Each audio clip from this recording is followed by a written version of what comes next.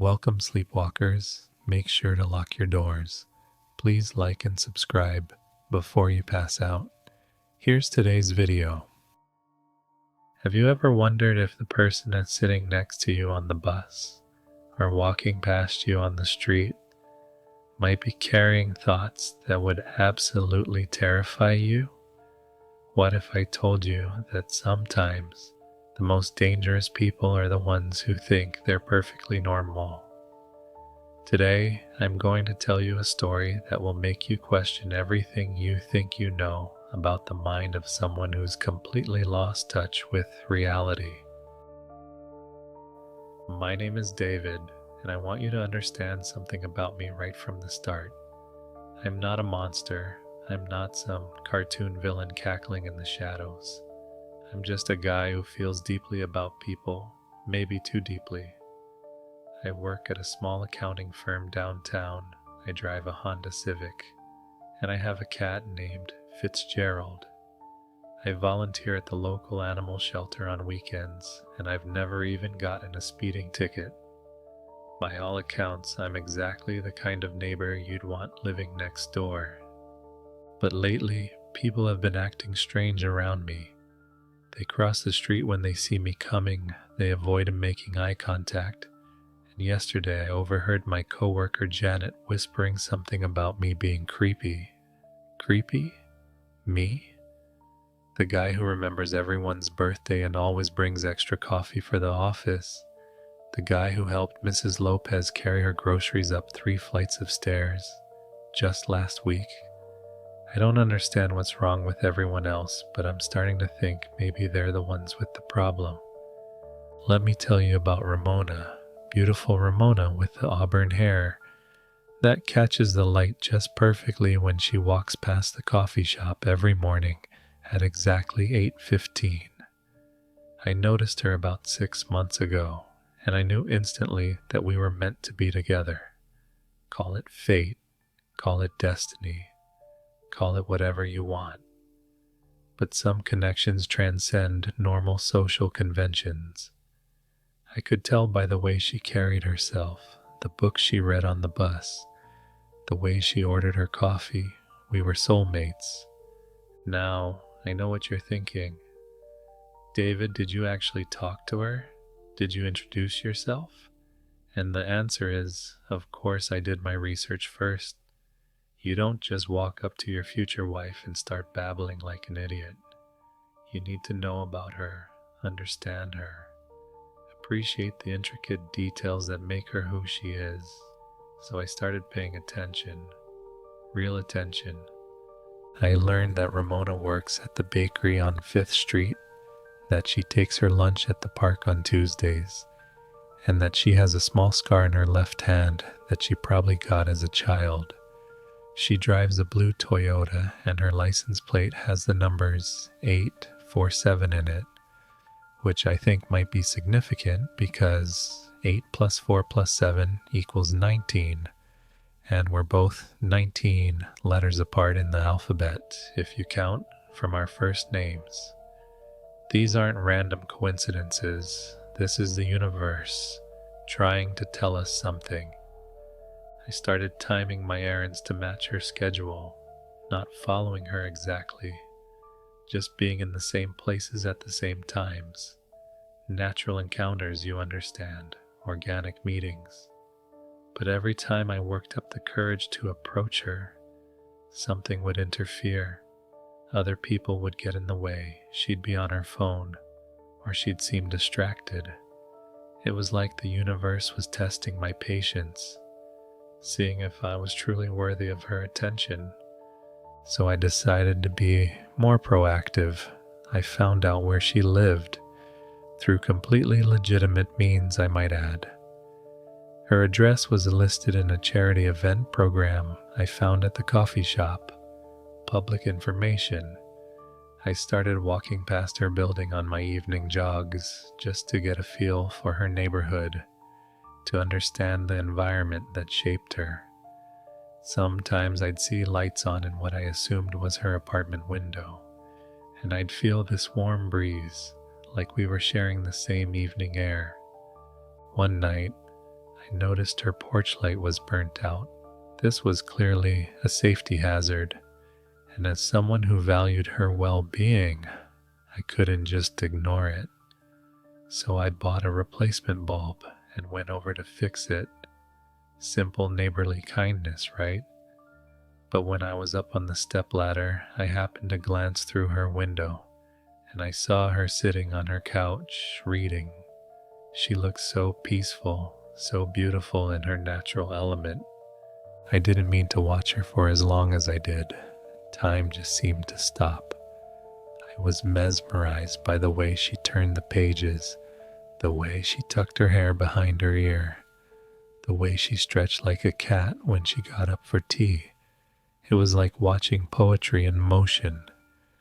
But then some paranoid neighbor must have called the police, because suddenly there were flashlights and voices demanding to know what I was doing. Can you believe the misunderstanding? Here I was, performing an act of kindness, making sure Ramona's home was safe and well lit, and these officers treated me like some kind of criminal. I tried to explain about the burnt bulb, about being concerned for her safety, but they just kept asking invasive questions about why I was there so late, how I knew where she lived, whether I'd been there before. They made me feel like I was the bad guy when all I'd been trying to do was help. They told me to stay away from her building, which was completely unreasonable. How was I supposed to ensure she was safe if I couldn't even check on her? But I'm a law-abiding citizen, so I respected their request, even though it pained me. Instead, I found other ways to stay connected to Ramona's life. Social media is a wonderful thing when you really think about it. It allows people to share their lives with those who value them. Ramona posted pictures of her morning coffee, her weekend hiking trips, her dinners with friends. I made sure to like every single post because I wanted her to know that someone was paying attention, that someone appreciated all the little details that made her special. I left thoughtful comments too, showing her that I really understood her personality, her interests, her dreams. But instead of appreciating my attention, Ramona did something that really hurt me. She blocked me. Just like that, she cut off our relationship without any explanation. I couldn't understand it. All I'd done was show interest in her life, support her posts, engage with her content the way social media was designed for. What kind of person blocks someone for being attentive? I realized then that Ramona was probably just scared. Society teaches women to be suspicious of genuine male attention, to mistake devotion for something sinister. She'd been conditioned to fear the very qualities that make a man a good partner: attentiveness, dedication, the willingness to prioritize her well-being above everything else. I felt sorry for her, really. She was probably longing for someone to truly see her, but years of social programming had made her push away exactly what she needed most. So I decided to take a different approach. If direct digital communication made her nervous, I'd find more subtle ways to let her know I was thinking about her. I started leaving small gifts, nothing expensive or flashy, just thoughtful tokens that showed I paid attention to her preferences. A single sunflower on her car because I'd seen her post a picture of a sunflower field. A copy of a book by an author she'd mentioned liking, left on her doorstep with a note saying it was from a secret admirer. Little gestures that would brighten her day and maybe help her understand that someone out there truly valued her happiness. But the world seemed determined to misinterpret my kindness. Ramona apparently told her friends about the gifts, and they convinced her it was something to worry about instead of something to cherish. They probably filled her head with paranoid thoughts about stalkers and dangerous men. The situation escalated when Ramona went to the police again. This time, they came to my apartment with something called a restraining order. Can you imagine? They treated my expressions of affection like they were threats, my thoughtful gestures like they were harassment. The officer who served me the papers spoke to me like I was some kind of predator, warning me about the consequences of violating the order, making it sound like I'd done something terrible when all I'd done was feel too much. I tried to explain to him about the connection Ramona and I shared, about how these restrictions were interfering with something beautiful and natural. I told him about the numerical significance of our names, about the way the universe kept putting us in the same places at the same times, about how she probably didn't really want this restraining order but felt pressured by her paranoid friends to get it. But he just gave me this look, like I was speaking a foreign language, like he couldn't understand that some things transcend conventional social boundaries. The worst part was having to stay 500 feet away from her. Do you know how arbitrary that distance is? Why 500 feet and not 400 or 600? What's magical about that specific measurement? It meant I couldn't even grab coffee from our coffee shop anymore. Couldn't take my usual route to work. Couldn't jog through the park where I sometimes caught glimpses of her during lunch breaks. They were asking me to restructure my entire life around avoiding someone I cherished. But I'm nothing if not adaptable. If Ramona needed space to come to terms with her feelings, I could give her that space while still keeping an eye on her well-being from a distance. I started using binoculars from my apartment window, which had a partial view of her street, just to make sure she was safe, you understand. To watch for any signs that she might be in trouble or need help. The restraining order said I couldn't approach her, but it didn't say I couldn't worry about her from afar. I also created new social media accounts to keep track of her posts, not to interact with them. I respected the boundaries she'd set up, even though I didn't agree with them. I just needed to know she was okay, that she was eating properly, that she wasn't making any dangerous decisions. She'd been posting about going hiking alone in remote areas, which was incredibly risky behavior. What if she got injured? What if she encountered dangerous wildlife? What if her car broke down in a place with no cell service?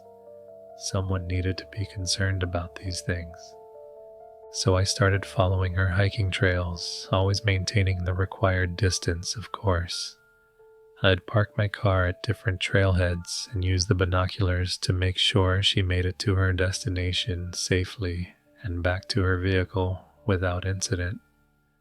I told myself I was like an unofficial guardian angel, someone looking out for her well-being when no one else seemed concerned about the risks she was taking.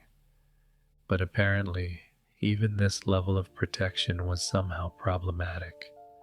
Ramona must have spotted me on one of these protective excursions, because the next thing I knew, the police were at my door again. This time, they weren't just serving papers.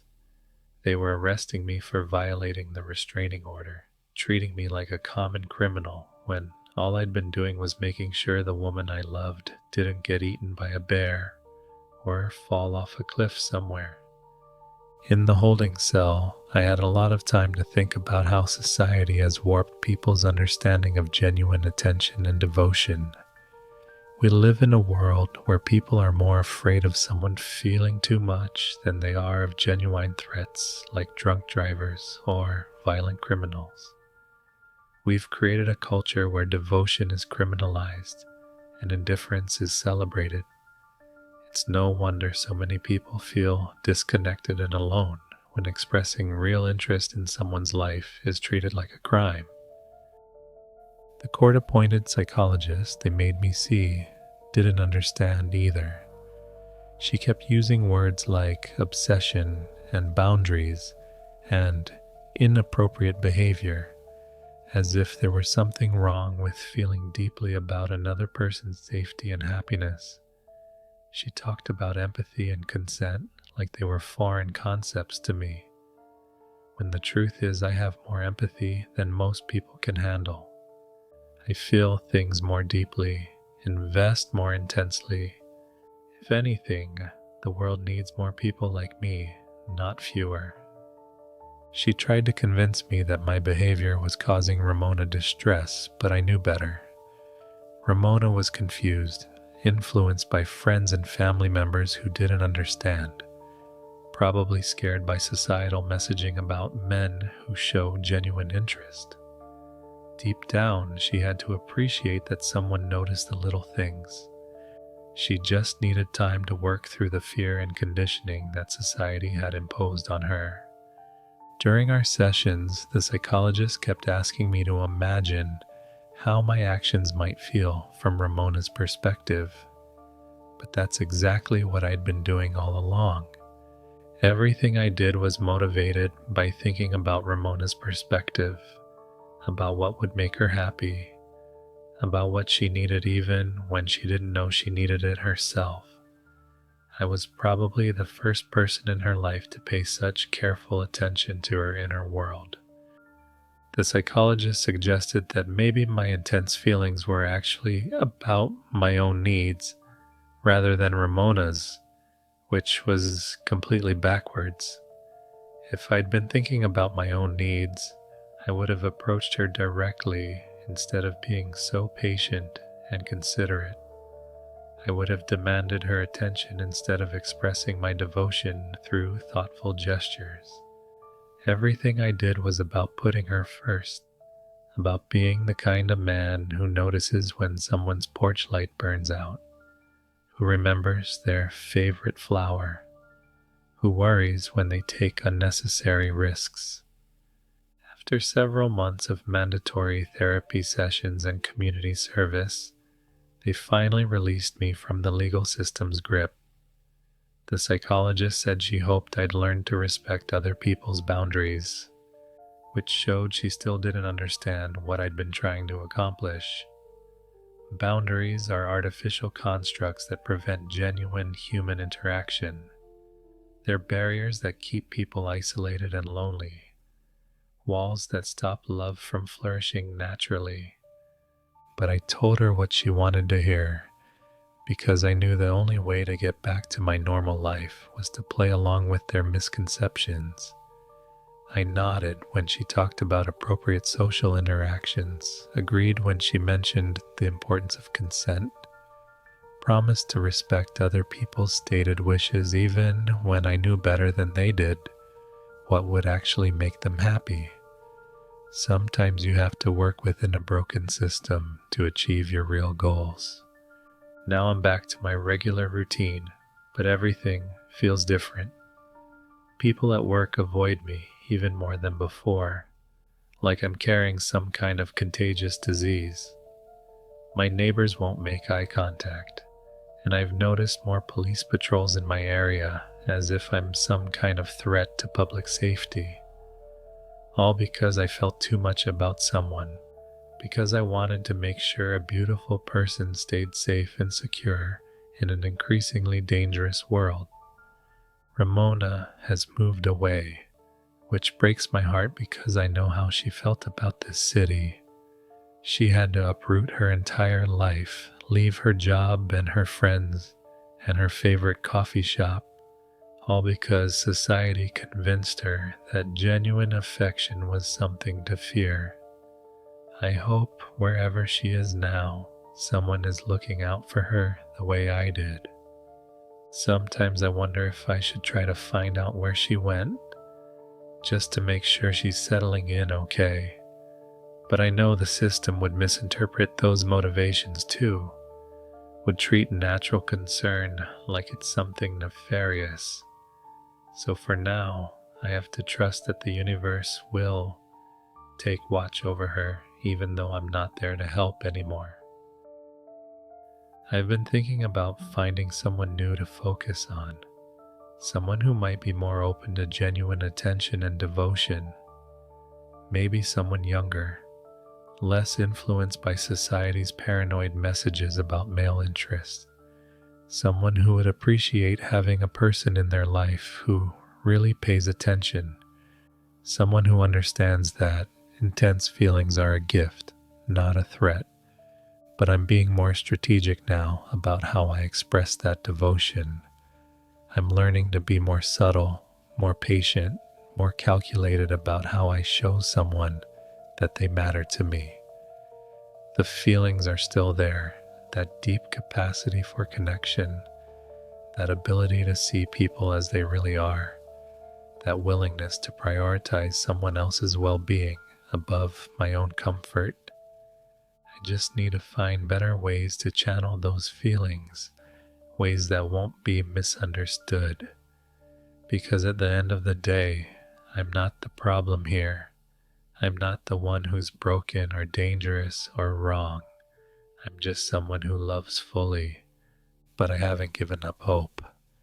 Somewhere out there is someone who will understand that my intensity comes from a place of pure affection, someone who will appreciate having a person in their life who notices everything, remembers everything, puts their needs above everything else. Someone who won't be frightened, who won't mistake love for something darker. And when I find that person, I'll be ready. I'll be smarter about how I approach them, more strategic about respecting society's arbitrary rules, more meticulous about expressing my feelings.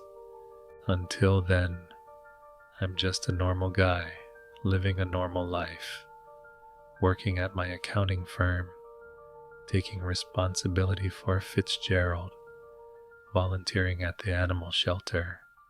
So the next time you see someone paying close attention to the details of your life, remembering your favorite things, showing up in places where you spend time, maybe don't assume the worst.